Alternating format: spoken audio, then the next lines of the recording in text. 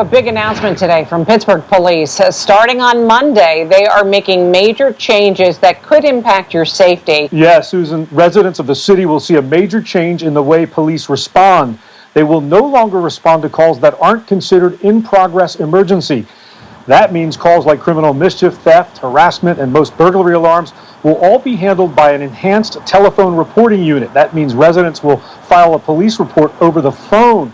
This is your emergency broadcast system announcing the commencement of the annual Purge. At the siren, all emergency services will be suspended for 12 hours. Your government thanks you for your participation. The people in Pittsburgh are about to get a first-hand view and real-time results of defunding the police.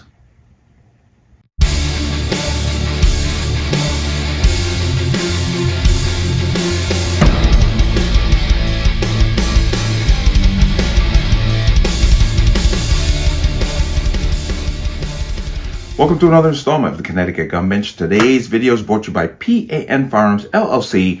P.A.N. Firearms NRA certification and multifaceted gun training. You can reach us at 203-300-6343 or use our website at www.panfirearmsllc.com. As always, there'll be a link in the description box below. And if you like channel, like content, and what I do here, you can support me with the link. Everything is appreciated. And again, for my Connecticut residents, if you plan on getting a Connecticut pistol permit, please get that training done before July 2024. After that, it gets longer, harder, more expensive.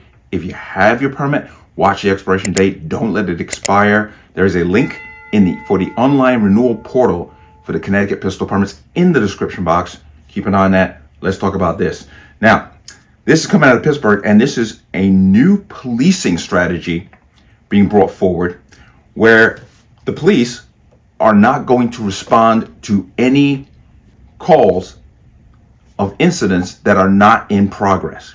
So that basically means if criminal mischief, theft, harassment, and burglary alarms, they're not going to physically respond to those between the hours of 3 and 7 o'clock a.m. that is.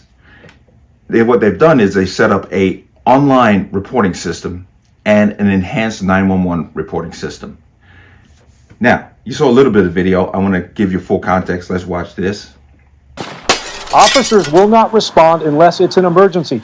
Also, between the hours of 3 a.m. and 7 a.m., there will be no officers at any of the 6 stations throughout the city. Call boxes that link directly to 911 have been installed for people to use in case of an emergency.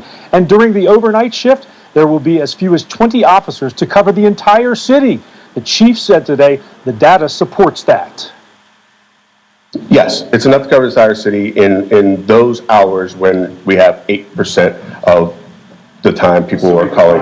I'm confident in the decisions that we make that it impacts this bureau and the city in a much better way than we have in the past. Now, the chief also acknowledging today that some of these changes are due to staffing shortages.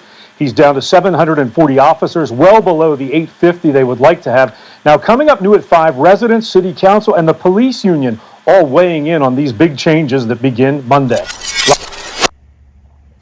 Heard that and you saw that. Now, what do you think the criminal element in Pittsburgh is doing right now? They're sitting there rubbing their hands together going, oh boy, we have free reign from 3 a.m. to 7 a.m. where we can do certain things and the police will not respond to it. What is going to happen with crime in that time period? I bet my bottom dollar that it's going to go up. I mean, common sense tells you that. But let me come over to here, and this is a local news affiliate, but Pittsburgh Bureau of Police confirms major changes. And this is a outlet that had been investigating for a while, but now it's for real. But beginning Monday, Pittsburgh police won't respond to any calls that aren't in progress emergencies. Chief Larry Serrato wants to cut their call volume from approximately 200,000 calls per year down to about 50,000. That essentially means that calls for criminal mischief, theft, harassment, and burglary alarms, just to name a few, will be all handled by telephone reporting unit or online reporting. Serrato is working on a plan where the Pittsburgh Parking Authority would handle all parking complaints. He said that's the number one complaint their department receives. Serrato says this will free up officers for more important things. Quote, that allows our officers to be engaged in community in a way now they're at the YMCA instead of sitting on the 10th Street bypass with a bike complaint, says Serrato. Between the hours of 3 a.m. and 7 a.m., there won't be a desk officer at any of the 6 zone stations. They've installed call boxes linked to 911 for emergencies. Quote, there is not any data to support us having our zones manned by personnel from 3 a.m. to 7 a.m. For the very one-off instance, I can't make an exception, says Serrato. On some overnight shifts, there'll only be 22 officers to cover the entire city. Serrato said the data doesn't support more staff at that time. Quote, yes, it's enough to cover the entire city at those hours when we have 8% of the time people are calling, says Serrato. But that's a concern for some who live in the city. Well, no kidding. They're worried on some nights there won't be enough officers to respond to calls.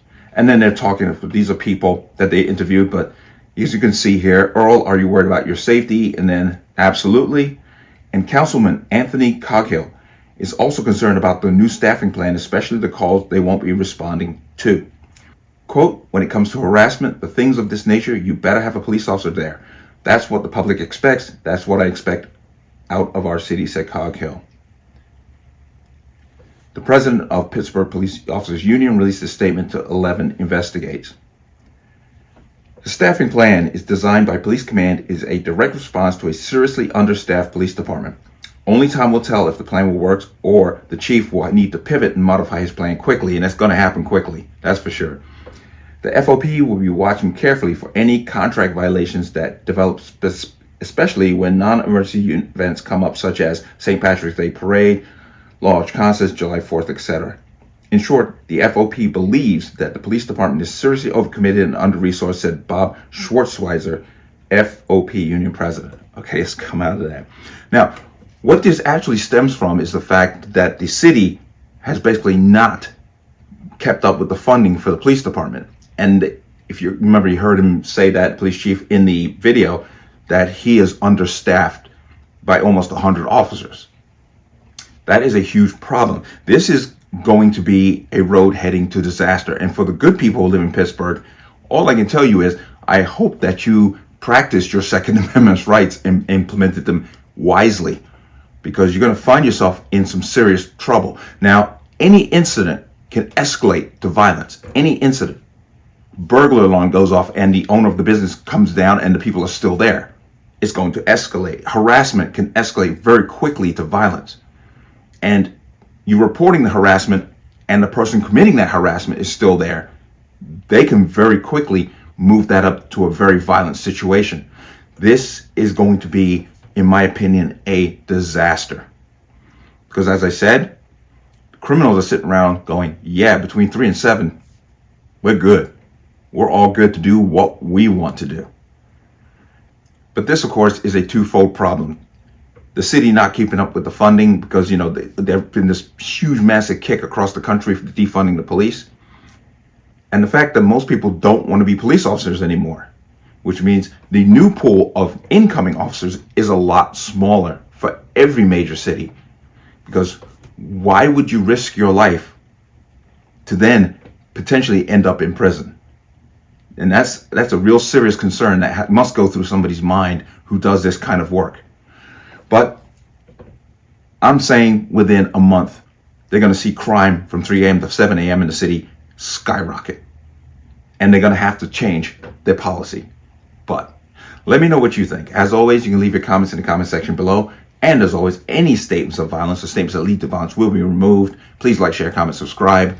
Don't forget to hit that notification bell so you're notified the next time a video goes live. I will see you on the next one. Peace.